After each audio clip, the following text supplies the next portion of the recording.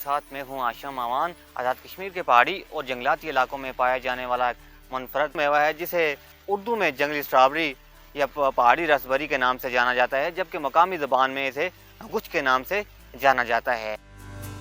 ये मेवा पहाड़ी इलाकों में बसने वाले लोगों के लिए न सिर्फ एक लजीज खुराक है, बल्कि कुछ लोग फरोख्त करके माशी फ़ायदे भी उठाते हैं। एक कुदरती मेवा है गुछ। काफ़ी मकदार में ये पिरचिनासी के मकाम पे गुछ पाया जाता है। यहाँ पे मकामी लोग इसको अपनी ग़िज़ा के तौर पे भी इस्तेमाल करते हैं। बाकी ये बहुत सारी बीमारियों पे भी इस्तेमाल होता है। बेसिकली ये रसबेरी है, बेरी फैमिली से ये एक फ्रूट है और इसको गुछ कहते हैं और जंगली स्ट्रॉबेरी भी इसको कहा जाता है। हमारे पास 3 से 4 महीनों के लिए यहाँ पे होता है। मई, जून, जुलाई, अगस्त में जाके ये मेवा हमारे पास ख़त्म हो जाता है। ये बेसिकली इसको रीछ की ग़िज़ा भी कहा जाता है और रीछ जो है इसको इस्तेमाल करता है। तो उस लिहाज से आप देख सकते हैं कि कितनी ये ताकतवर ये फ्रूट है, ये फल है।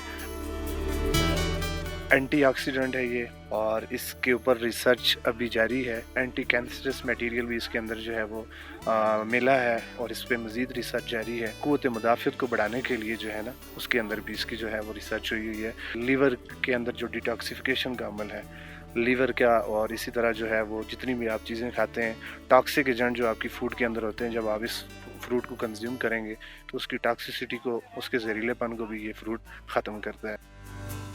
ये जो मेवा है ये इतना नायाब मेवा है कि ये बहुत कम जगहों पे आपको मिलेगा। इसके अंदर विटामिन होते हैं और ये इंसानी सेहत के लिए बहुत ज़्यादा मुफीद है और हम लोग खुशकिस्मत हैं कि हमारे यहाँ ये इस तरह के मेवाजात पाए जाते हैं।